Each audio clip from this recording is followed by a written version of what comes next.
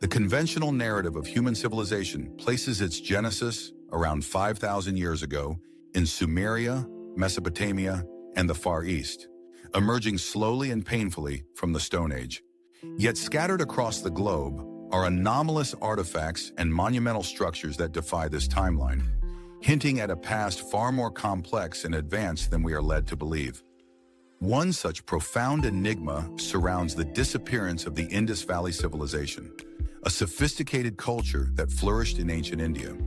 While orthodox accounts attribute its decline to climatic changes and the drying up of the Saraswati River, there are compelling reasons to believe that the true story involves forces far more cataclysmic and a level of societal advancement that would rewrite our entire understanding of history.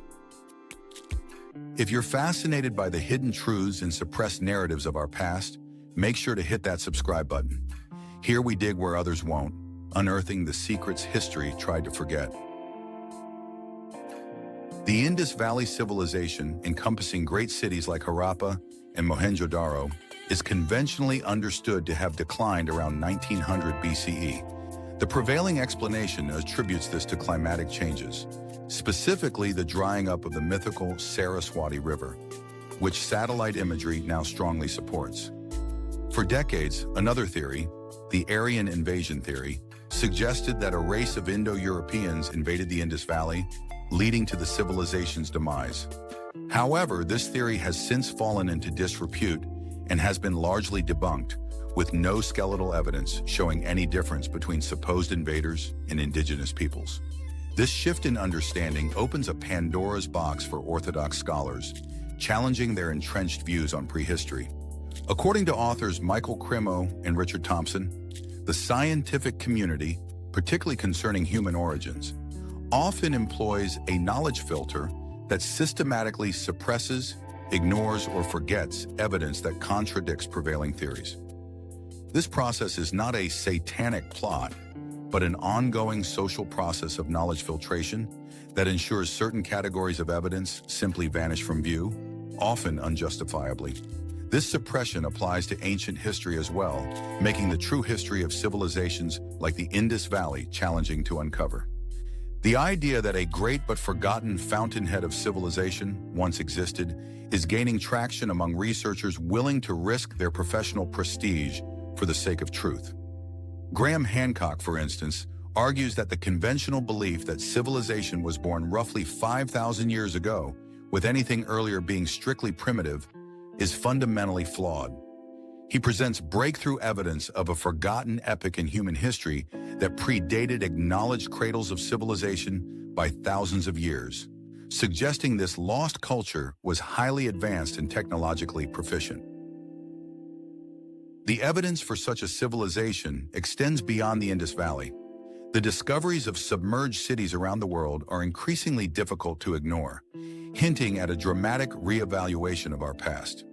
In the spring of 2001, for example, the discovery of what may be a lost city off the coast of western Cuba startled the archaeological world with reports of massive stone blocks stacked in perpendicular and circular formations, some resembling pyramids, at a depth of 2,100 feet. Similarly, in India's Bay of Cambay, sonar imaging detected what appeared to be stone pillars and collapsed walls of at least two cities, with divers retrieving 2,000 man-made artifacts, including pottery, jewelry, sculpture, human bones, and evidence of writing. These sites were described as part of an ancient river valley civilization, pushing back the foundation of archaeology beyond Sumeria. These underwater ruins raise critical questions. How did the land and its structures sink? What caused such large-scale cataclysms? And when did civilization on Earth actually begin? The scale and sophistication of the Cambay site, with structures hundreds of feet in length and streets with drains, directly challenged the belief that civilization began 5,000 years ago. Ancient Indian traditions themselves speak of a far greater antiquity for their culture, stretching into the mists of time. Certain mythical traditions maintain that the landmass of ancient India greatly exceeded its present size, referring to a vast tract of land called Kumari Nadu, also known as Kumari Kandam, which stretched far beyond India's present-day coasts into the Indian Ocean.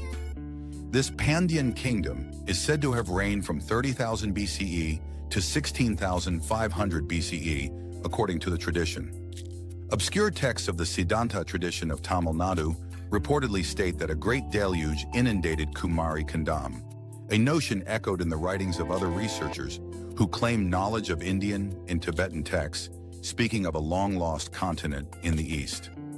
Geological evidence supports the idea of massive and rapid changes to Earth's surface in recent prehistory. Records from a 1947 Swedish survey ship, the Albatross, revealed a vast plateau of hardened lava for several hundred miles southeast of Sri Lanka, indicating a severe rupture in the Earth's crust.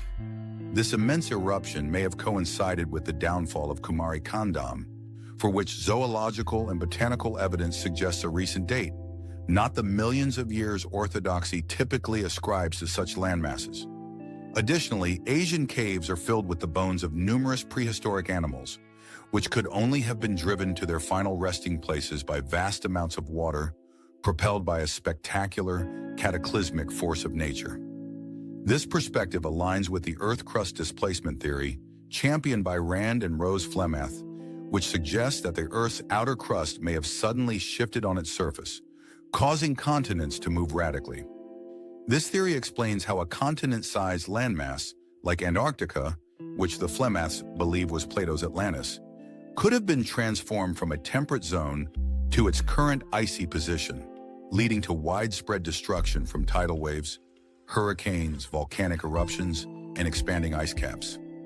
The lost cities of the Gulf of Cambay may have suffered a similar fate, impacted by unstable tectonic conditions resulting from an initial disturbance like an asteroid or crustal displacement.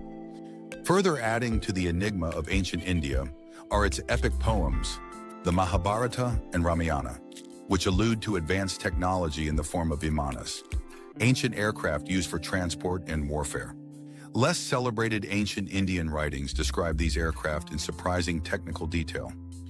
What's more, these epics vividly describe militaristic devastation that can only be equated with nuclear war, raising the astonishing question of whether an advanced ancient civilization in India once possessed such destructive capabilities.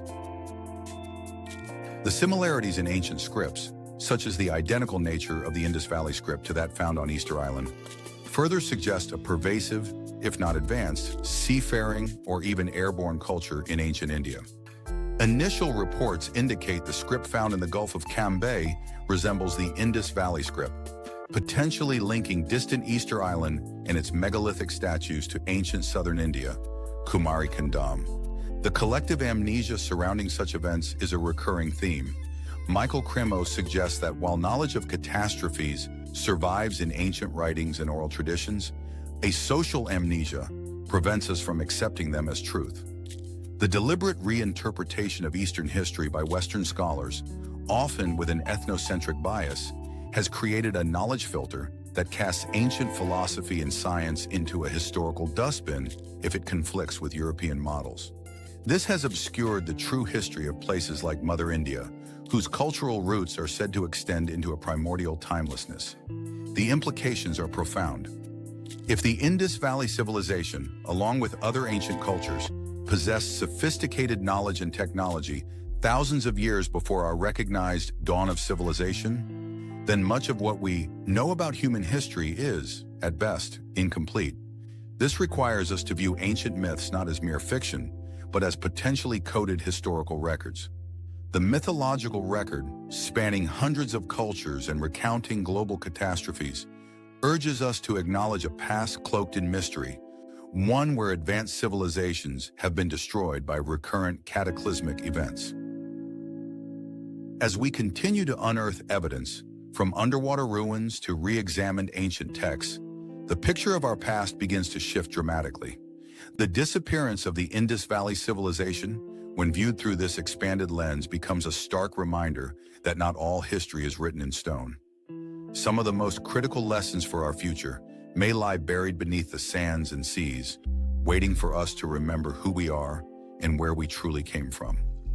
The challenges before us now compel us to recover this lost heritage, for it contains vitally important guidance.